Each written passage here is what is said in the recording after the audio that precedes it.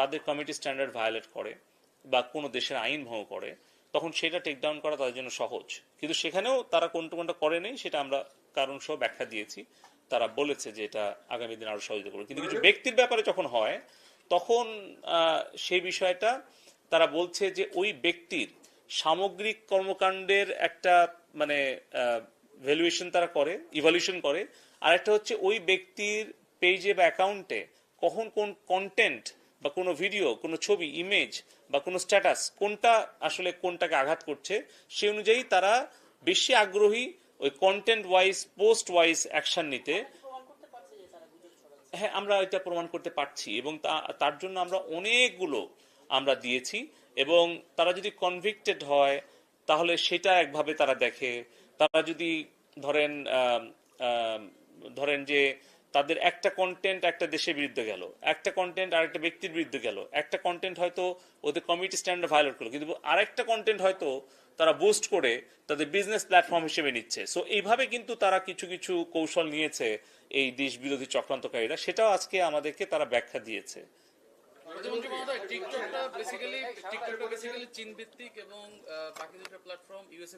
এটা তো সত্য না। টিকটক তো মানে টিকটক নামে কোনো প্ল্যাটফর্ম তো আমার জানা মতে মানে চীনে নাই, ওখানে ভিন্ন একটা নাম আছে। আর আর টিকটকের তো মালিকানা তো আমরা যেটুকু ওপেন প্ল্যাটফর্মে ডেটা পাই, আপনার সূত্র কি যে টিকটক চায়না কোম্পানি? না, আমি আমাকে সূত্রটা দিলে, আমার জানা নাই। এবং ভারতেও টিকটক নিষিদ্ধ। আমি জানতে চাচ্ছি যে আপনি যে বললেন, দাবি করলেন যে টিকটক চীনের কোম্পানি, আপনার কাছে কোনো নির্ভরযোগ্য সূত্র আছে? জি, আমরা বিভিন্ন সময় অনলাইন প্ল্যাটফর্মে আপনি আমাকে দেন। আপনি যদি নির্ভরযোগ্য সূত্র আমাকে না দেন, তাহলে তো আমি এটা গ্রহণ করতে পারবো না। আচ্ছা, আমার প্রশ্নটা অন্য জায়গায়, মানে এই যে আমি জানি যে টিকটক চাইনিজ কোম্পানি না। এখন আপনি যদি জানেন যে টিকটক চাইনিজ কোম্পানি, তাহলে আমাকে একটা নির্ভরযোগ্য সূত্র এবং তথ্যপাত্র দিলে তখন আমরা টেলিকম ডিভিশন এটা মেনে নেব। কিন্তু আমাদের কাছে টিকটকের যিনি প্রতিনিধি এসেছিলেন, ওনাকে আমরা জিজ্ঞেস করেছিলাম যে আমরা বেশ কিছু মিডিয়াতে দেখছি আপনারা কি চাইনিজ কোম্পানি কিনা। উনি বলে গিয়েছেন যে ওনারা চাইনিজ কোম্পানি না, ওনাদের operation, management, data, everything separate করা, সেটা ইউএস, সিঙ্গাপুর এইরকম জায়গা। আর ওনাদের কোম্পানি কোথায় রেজিস্টার্ড বা কোথায় ওনাদের ধরেন কোম্পানি রিটার্ন দেয়, এটা তো আসলে আমরা জিজ্ঞেস করতে পারি না। কিন্তু উনি দায়িত্ব নিয়ে বলে গেছেন যে টিকটক চাইনিজ কোম্পানি না। এখানে আমাদের লিগ্যাল অ্যাডভাইজার ছিলেন, লিগ্যাল কমিশনার ছিলেন, পরিচালক, ডিরেক্টর আছেন, ডিজি আছে, সচিব আছে, চেয়ারম্যান আছে, আমাদেরকে বলেছে। সো এই কারণে আমরা তাদের কাছ থেকে শুনেছি যে টিকটক চাইনিজ কোম্পানি না। আপনার কাছে যদি কোনো অথেন্টিক সোর্স থাকে যে টিকটক চাইনিজ কোম্পানি, আপনি দিলে আমরা আবার তাদের কাছে একটা ইমেল পাঠাবো। 17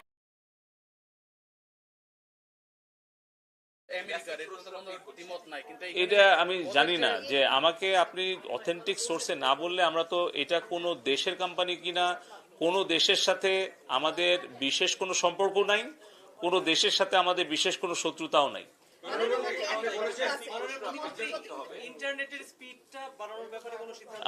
আমরা সিদ্ধান্ত হচ্ছে সম্পূর্ণ ইন্টারনেটের গতি বৃদ্ধি করা, আমাদের সর্বোচ্চ সক্ষমতা আমাদের প্রয়োগ করা। এবং এই কারণেই আমরা এই ভিপিএন ব্যবহার করা, লোকাল ক্যাশিং সার্ভার অফ রাখা, এই ধরনের কিছু টেকনিক্যাল যে পয়েন্টগুলো আমাদের টেকনিক্যাল রিসোর্স দিয়েছে, তার প্রেক্ষিতে কিন্তু আমরা সবগুলোই অ্যাপ্লাই করছি যে কত দ্রুত ইন্টারনেটের সম্পূর্ণ সক্ষমতা দিয়ে সম্পূর্ণ গতিটা আমরা বৃদ্ধি করতে পারি, তার জন্য আমাদের প্রচেষ্টা অব্যাহত আছে।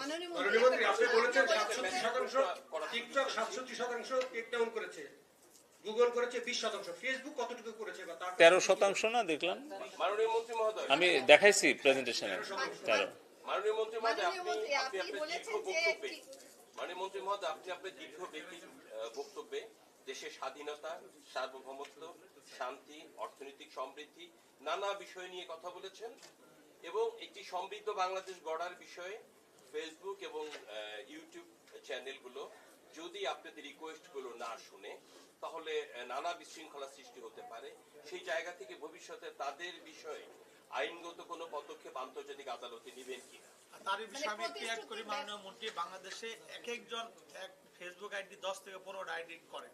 তো এই ক্ষেত্রে আপনারা ফেসবুককে কোনো নির্দেশনা দিবেন যে এনআইডি ছাড়া কোনো ব্যক্তি ফেসবুক অ্যাকাউন্ট করতে পারবে আমার না। অনুরোধ থাকবে আমাদের আরেকটা জিনিস বলছে যে পেজ করে অনেকে, যাদের কোনো টিন নাই ট্রেড না থাকায় তারা যে কেউ পেজ করে বাংলাদেশে গুজব ছড়াচ্ছে। এ ব্যাপারে ফেসবুককে কোনো নির্দেশনা দিবেন কি? মাননীয় মন্ত্রী, আমি অ্যাড করতে চাই যে আজকে তারা যে প্রতিশ্রুতিগুলো দিয়েছে সেটা যদি বরখলাপ করে তাহলে আপনারা কি অ্যাকশন নেবেন ভবিষ্যতে?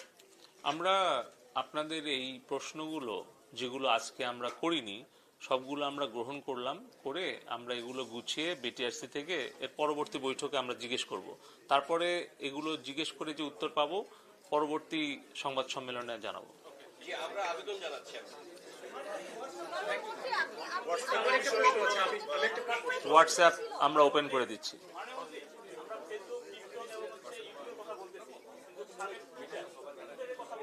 আমরা ওপেন করে দিচ্ছি।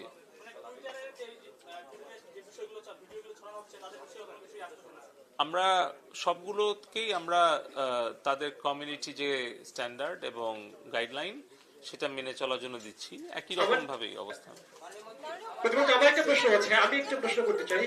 ছিল তো আমাদের যে ই-কমার্স ব্যবসায়ীরা বিপুল পরিমাণ ক্ষতির সম্মুখীন হয়েছে, তারা বিজ্ঞাপনের ক্ষেত্রে বিপুল পরিমাণ অর্থ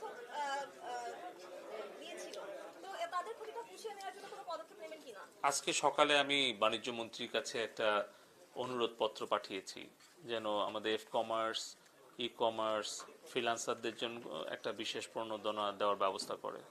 আচ্ছা, আমার একটা প্রশ্ন আছে, বাংলাদেশ এই যে আপনি যে কমিউনিটি স্ট্যান্ডার্ড নিয়ে কথা বললেন ফেসবুকের সঙ্গে, এটি নিয়ে ফেসবুকের কমিউনিটি স্ট্যান্ডার্ড বাংলাদেশে প্রয়োগ নিয়ে দীর্ঘদিন ধরে আমরা এগুলো দেখছি যে তারা আসলে এলোমেলো কাজ করে।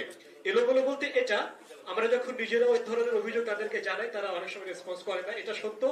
কিন্তু এটাও ঠিক যে আমরা যে কাজটা করেছি মাথা ব্যথার জন্য আমরা পুরো মাথাটাই কেটে ফেলার একটা ব্যবস্থা করেছি, সেটা হচ্ছে যে আমরা আন্তর্জাতিক আদালতে যেতে পারতাম বলে একটা কথা বলেছেন। এবং আমরা জানি যে ফেসবুক বিভিন্ন সময় নানা দেশে দেশে বড় অঙ্কের তারা জরিমানা দেয় এবং এই ধরনের কর্মকাণ্ডের জন্য। আমরা কেন আন্তর্জাতিক আদালতে না গিয়ে আইনি পদক্ষেপ ফেসবুকটা চালু রেখে কেন আমরা পদক্ষেপ গুলোতে গেলাম না? এই ক্ষেত্রে আপনার জবাবটা কি? আর একটা বিষয় হচ্ছে যে যারা ফেসবুকে কাজগুলো করে তারা কাজগুলো করতে পারেননি, যেমন আপনার ফেসবুকটা চালু ছিল সেটা আমরা দেখেছি, এবং আপনার জবাবটা হচ্ছে ক্ষেত্রে এটা যে এটা আপনার কাজ মানুষকে সচেতন করা, সেই কাজটা আপনি করেছেন। কিন্তু যারা এই ই-কমার্স কাজটা করে কিংবা আমরা যারা মিডিয়ায় কাজ করি আমরা আমাদের কাজটা করতে পারিনি, অন্যদিকে আপনি আপনার কাজটা নিয়মিত করে গেছেন। এই দুটো জিনিস কেন আপনারা চালু রেখে কেন তাদের সঙ্গে কথা বলেননি? আর এই যে মানুষের যে ভোগান্তিটা হলো এটি নিয়ে আপনার কাছ থেকে কি প্রতিক্রিয়া আমরা পাবো? এটা আমাদের লিগ্যাল টিমকে আমি বলবো যে এই প্রশ্নগুলো আপনারা লিপিবদ্ধ করে রাখেন। আমরা আগামী বৈঠকে সকল সোশ্যাল মিডিয়ার সাথে কথা বলে এই প্রশ্নগুলোর উত্তর কি পাই এবং আমাদের প্রতিক্রিয়া কি এবং ভবিষ্যতে কি করণীয়, একটা স্ট্যান্ডার্ড অপারেশন প্রসিডিওর এবং মেকানিজম, চ্যানেল, গাইডলাইন, এটা নিয়ে পরবর্তী সংবাদ সম্মেলনে আমরা আবার এই উত্তরগুলো দেওয়ার চেষ্টা করব।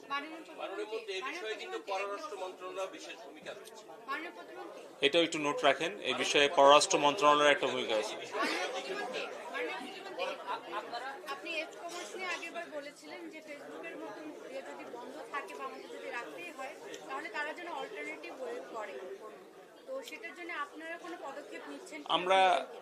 আমরা অল্প সময়ের মধ্যে ই-কমার্স অ্যাসোসিয়েশন অফ বাংলাদেশ এবং যারা ফ্রিল্যান্সার আছে তাদের সাথে আমরা বসবো, বেসিসের সাথে বসবো, তাদের কি কি পরামর্শ আছে, প্রস্তাব আছে, এগুলো আমরা আলোচনা করে তারপরে পরবর্তী আমাদের কি পদক্ষেপ নেওয়া দরকার হয় সেটা আমরা আবার আপনাদেরকে জানাবো। সবাইকে ধন্যবাদ। জয় বাংলা, জয় বাংলা।